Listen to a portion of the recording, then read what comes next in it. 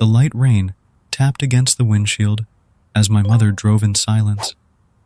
I watched the landscape slowly pass by the window, feeling a mix of sadness and anxiety. My grandmother had recently passed away, and we were moving to her old house in search of a fresh start. The loss still hung over us, making the move even more painful. My mother believed that living in Grandma's house would help keep her memory alive and give us a chance to begin anew. My relationship with Grandma was always special. She was a mysterious figure, full of fascinating stories about her youth and the house itself, which she said was built by her grandfather with much love and care. When I was a child, I spent hours sitting by her side, listening to these stories. Now, the idea of living in the place she loved so much seemed both comforting and disturbing. We arrived at the house at dusk, and a sense of unease washed over me as soon as I laid eyes on it. My mother got out of the car, and, while searching for the keys in her purse, I remained seated, watching the house with some apprehension. The facade was imposing, with weathered wood and tall, narrow windows. The cold wind blew, making the surrounding trees whisper almost supernaturally. Upon entering the house, a wave of nostalgia and melancholy enveloped me. The entrance hall was spacious, with wooden floors that creaked under our feet. There was a musty smell and the scent of old memories in the air. Every room we explored seemed to carry echoes of the past. My mother and I exchanged few words, both absorbing the charged atmosphere of the place. The living room was full of old furniture, covered by white sheets, like ghosts waiting to be awakened. The pendulum clock on the wall was stopped, marking an indefinite hour, as if time had frozen. The kitchen, with its dark wooden cabinets and old utensils, seemed to have come from another century. Every detail of the house evoked memories of my childhood, and Grandma's presence was almost palpable in every corner. While exploring the house, my mother asked me to go up to the attic to get some boxes of memories that Grandma kept there. I hesitated for a moment, remembering the stories she always told me about the attic. Grandma loved to scare me a bit, talking about how, when she was young, she heard footsteps coming from the attic on the quietest nights. She told how once she found toys out of place, even though no one else had access to the space. She always forbade me from going up there, saying the attic was dangerous. Still a bit apprehensive, I grabbed the flashlight and started climbing the narrow, steep stairs leading to the attic door.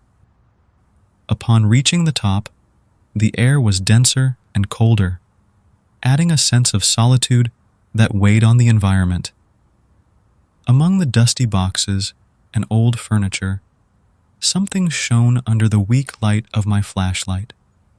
Curious, I approached to take a closer look. It was then that I saw a life-size doll leaning against an old trunk. Its porcelain face seemed flawless, and its lace dress was surprisingly well preserved. However, what impressed me the most were its golden glass eyes that seemed to follow my every step. I confess, I felt a bit uncomfortable, but I remembered the task at hand. I grabbed the boxes my mom wanted and went downstairs to meet her, leaving the doll behind. In the first days after the move, I couldn't stop thinking about the enigmatic figure I had found in the attic. The image of Daisy's golden glass eyes followed me everywhere, even when I tried to focus on other things. Finally, I gave in and decided to fetch the doll from the attic. With the flashlight in hand, I climbed the narrow, steep stairs again, There she was, exactly where I had left her. I picked up the doll carefully, feeling a strange chill as I touched it. Upon reaching the living room, I called my mother. "Mom, look what I found in the attic," I said, showing the doll. She approached, intrigued. "Your grandmother never mentioned this doll. In fact, I've never seen it before," she commented, lightly touching the porcelain face of the figure. "It's beautiful, but at the same time, strange," my mother continued, frowning. "How did it end up in the attic?" I shrugged, still fascinated by the figure I was holding. "I don't know, but it was deep in the attic, among some old boxes. It seemed like it was waiting for someone." My mother looked closer, trying to find some hint of familiarity. "I swear I've never seen this doll before. And your grandmother was always very open about the things she collected. Was there any story about dolls that Grandma used to tell?" I asked, trying to recall something that could explain Daisy's origin. "Not specifically about dolls," my mother replied, still looking at the doll, as if expecting it to explain its own existence. "She had many old toys, but nothing like this. It seems personal somehow." "I'll call her Daisy," I declared suddenly, the name popping into my mind without knowing where it came from. "Daisy," my mother repeated, testing the name. "Well, if you like her, I guess we can keep her in the living room, as long as she doesn't give you nightmares," she said, with a forced smile. I placed Daisy on an old chair in the corner of the living room, a spot where she could be seen but wasn't in the way.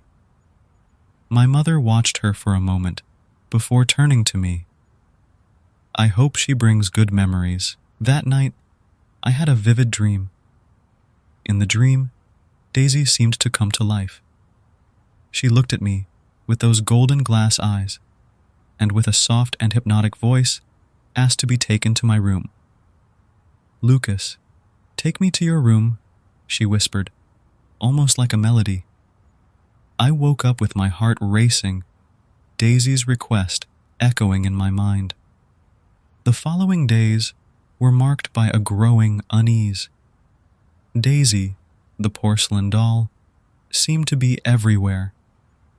Even when I wasn't looking directly at her, I felt her constant presence, as if she were silently watching me. The nights became even more disturbing. One night, I decided I could no longer leave Daisy alone in the living room. The idea of having her closer to me was irresistible. I picked up the doll and started taking. On the way, my mother saw me and frowned. "Lucas, why are you taking the doll to your room?" she asked, visibly intrigued. I just think she's cool and want her there." She nursed her eyes. "She reminds me of Grandma." My mother hesitated for a moment, clearly uncomfortable with the idea, but eventually agreed without questioning much. "All right, just hope she doesn't give you nightmares," she said, trying to hide her concern. I placed Daisy on a chair beside my bed, and that night I had the first of many disturbing dreams. In the dream, Daisy was not an inanimate doll, but a living figure, with soft skin and a penetrating gaze. She treated me with disconcerting tenderness, whispering sweet words and telling me she loved me. I woke up in a cold sweat, my heart racing, and looked at the chair beside my bed. Daisy was there, inert, but her presence felt more intense than ever. I spent the night awake, my mind disturbed by the realism of the dreams. As the days passed, Daisy's presence seemed omnipresent. Even when I was at school or away from home, I felt her watching me. I began to avoid looking directly at her, But that didn't lessen the feeling that she was always with me. My behavior started to change. I became more reserved, distracted, and obsessive about the doll, unable to understand why. My mother noticed the change and tried to talk to me about what was happening. "Lucas, you seem different lately. Is everything all right? Are you having nightmares?" "No, Mom. Everything's fine," I responded defensively, feeling an inexplicable anger bubbling inside me. "I'm just adjusting to the new house." She looked at me with concern, but didn't press further.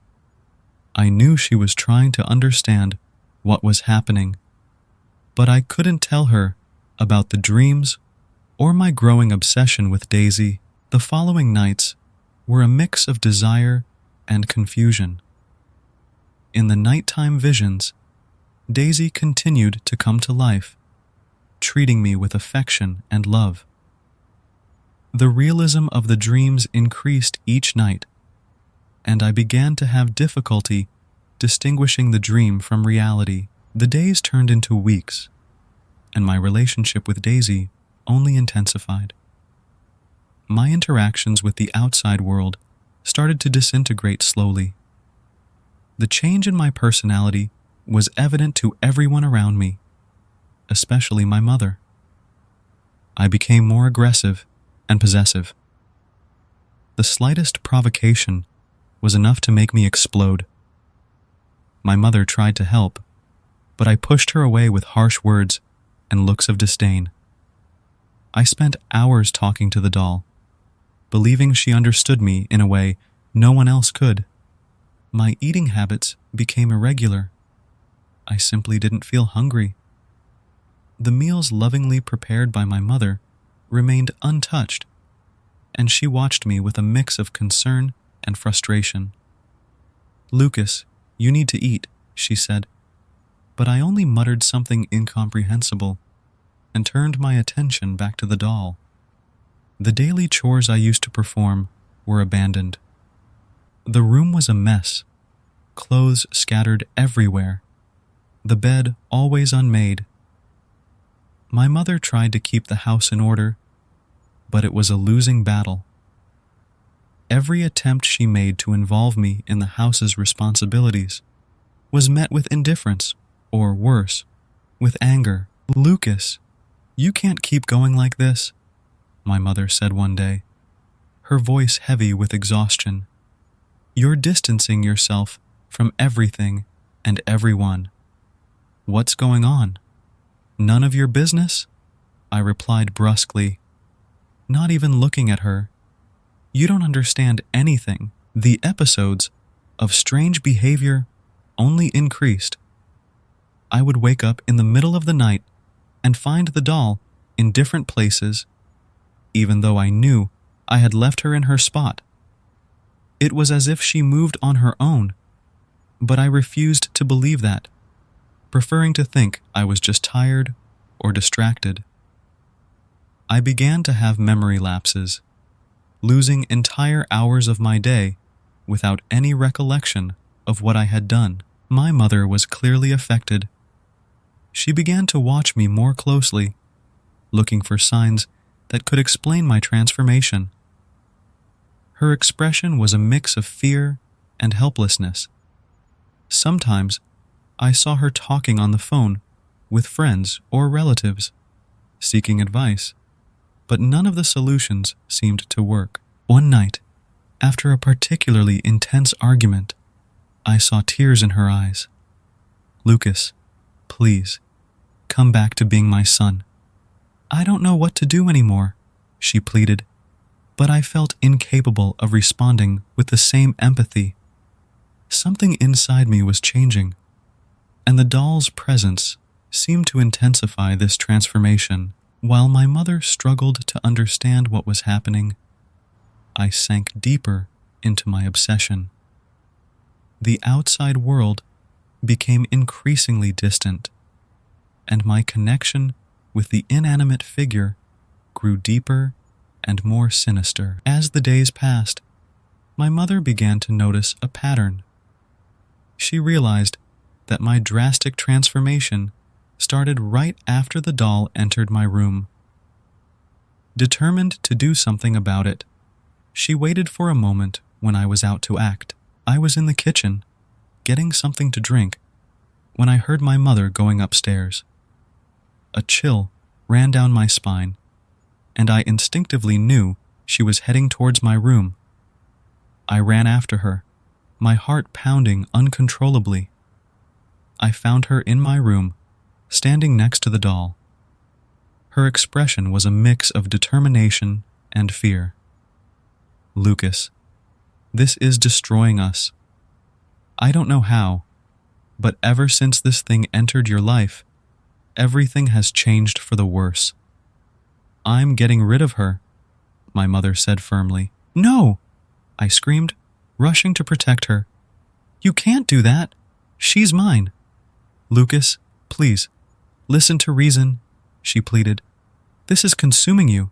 I can't just stand by and watch you lose yourself. I need to do this to save you. Fury consumed me. You don't understand anything," I yelled, trying to take the doll from her hands. "She's the only one who understands me. Don't touch her." What started as a verbal argument quickly turned into a physical fight. I was blinded by rage, and my mother struggled to maintain control.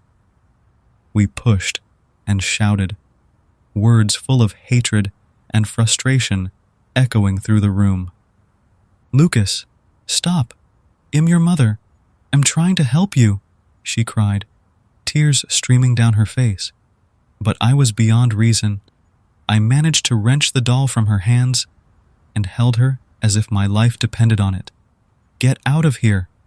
Never touch her again," I threatened, with an intensity I didn't even recognize in myself. My mother, exhausted and defeated, slowly backed away. Her expression was pure despair. "Lucas, I love you. I'm trying to save you," she said, her voice breaking with pain. The tension in the house reached a new level. The silence that followed the fight was deafening, full of resentment and fear. I locked myself in my room again, clutching the doll, while my mother sobbed on the other side of the door. I was lost in my obsession, unable to see what was happening around me. After the intense fight with my mother, the atmosphere in the house became even more oppressive. Disturbing events began to occur, as if the house itself was reacting to the tension.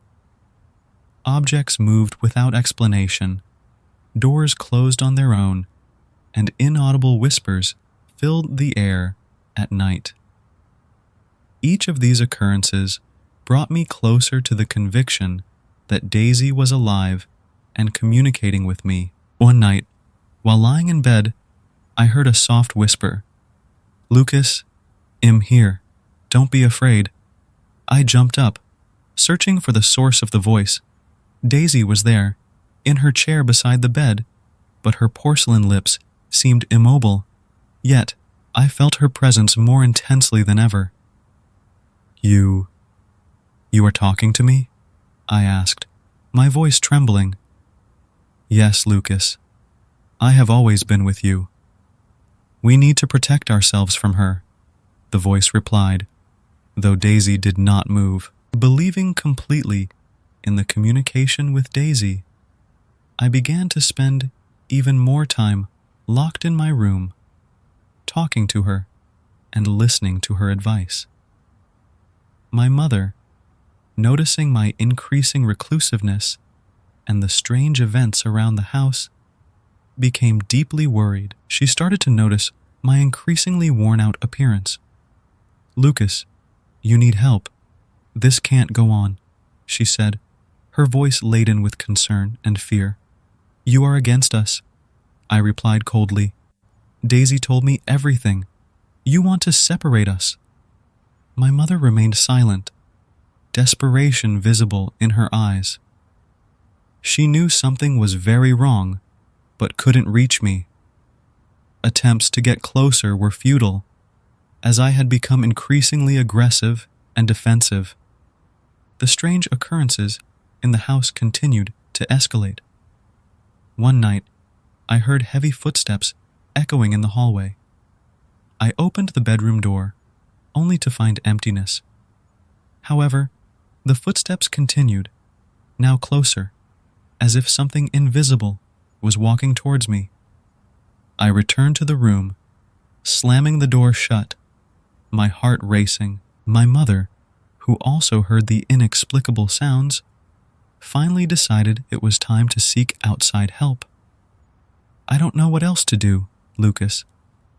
I need to find someone who can help us," she said, her voice breaking with despair. "You will regret this," I murmured, my mind completely enveloped by Daisy's influence. Determined, my mother began looking for specialists who could understand what was happening. She contacted an old family friend, a therapist specializing in paranormal phenomena. The idea of bringing in someone from outside made her nervous, but she knew she had no other option. Meanwhile, I became increasingly convinced that Daisy was alive and that we were victims of a conspiracy. The tension in the house reached a boiling point, and each interaction was filled with fear and distrust. My mother, desperate and out of options, awaited the arrival of help, hoping to save both me and herself from the darkness enveloping our home. The tension in the house reached an unsustainable point. My mother, desperate, finally decided to get rid of the doll. That night, while I was absorbed in a conversation with Daisy, my mother entered the room with a resolute expression. "Lucas, this has to end." "I won't lose you to this thing," she said, advancing to grab the doll. "No, you can't," I screamed, trying to stop her, but she was faster. My mother grabbed Daisy and ran out of the room, down the stairs towards the backyard. I followed her, my eyes burning with fury and despair. In the backyard, she grabbed a can of gasoline and a lighter, her intention clear. "You don't understand what you're doing," I shouted. But my mother did not waver. She poured the gasoline over Daisy, and with an expression of pain and determination, lit the lighter. "I'm sorry, Lucas," she murmured, before throwing the lighter onto the doll. The flames consumed Daisy quickly.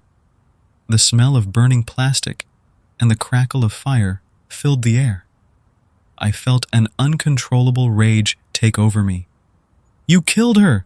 I shouted, advancing towards my mother in a blind rage. What happened next was a blur of violence and despair. In a state of fury and confusion, I pushed my mother. She fell to the ground, hitting her head and becoming unconscious. The images melded in my mind: her cry of pain, the glow of the fire, the growing darkness around me. When I regained some sense of reality, my mother was lying on the ground, motionless, but still breathing. The scene around me was pure horror. Daisy, partially burned, lay among the ashes, and my mother was lying injured.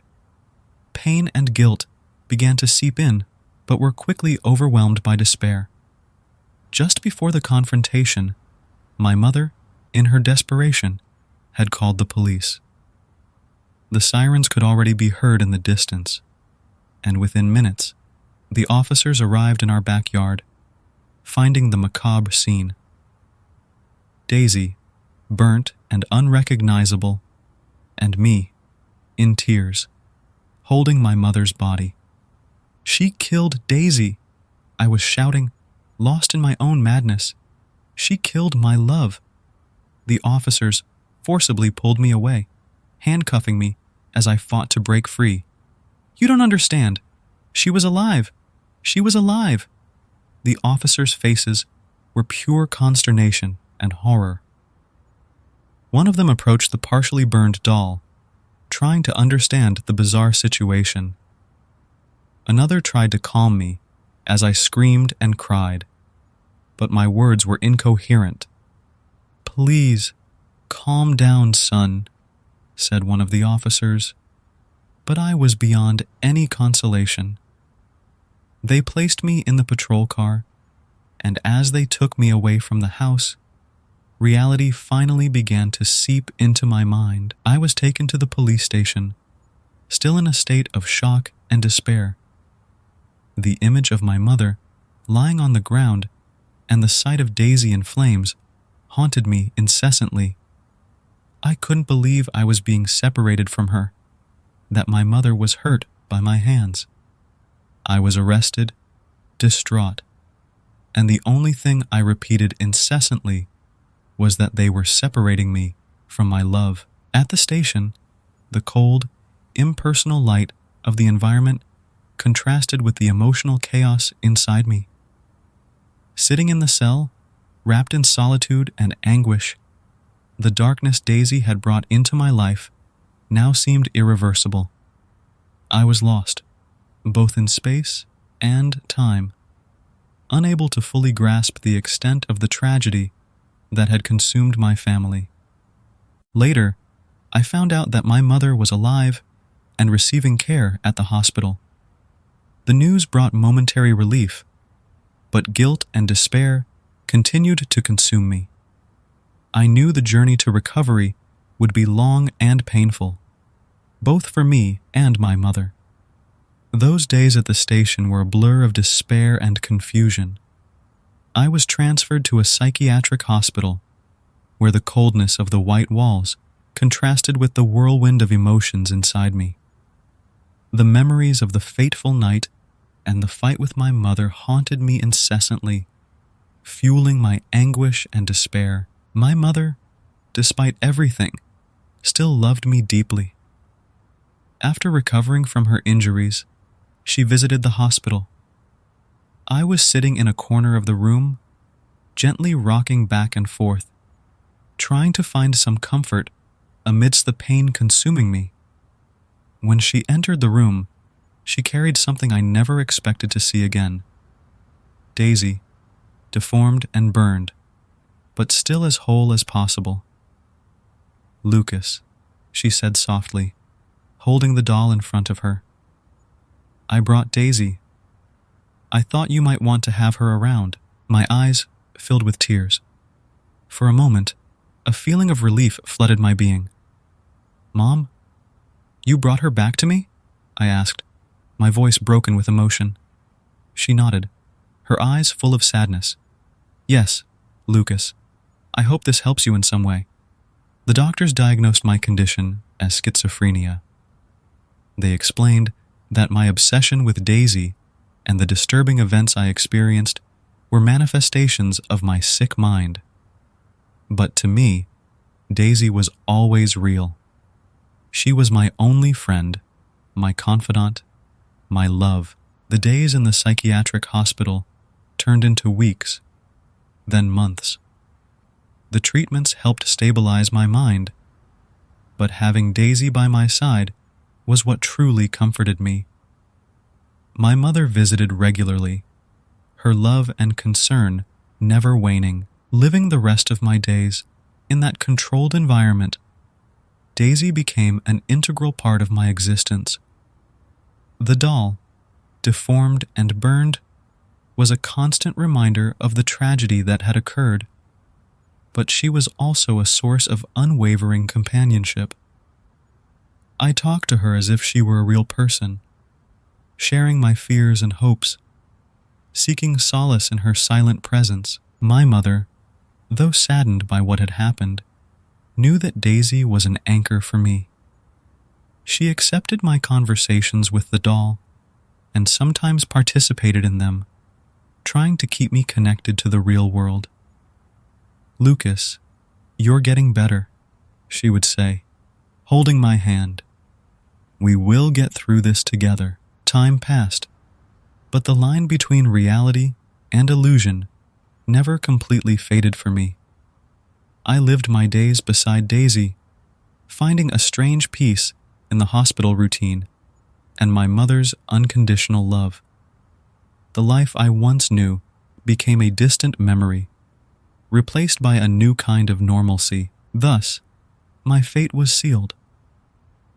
Confined to a psychiatric hospital, diagnosed with schizophrenia, I found a way to coexist with my fragmented mind. And by my side, always, was Daisy, the doll who, deformed and burned, remained a constant in my turbulent existence.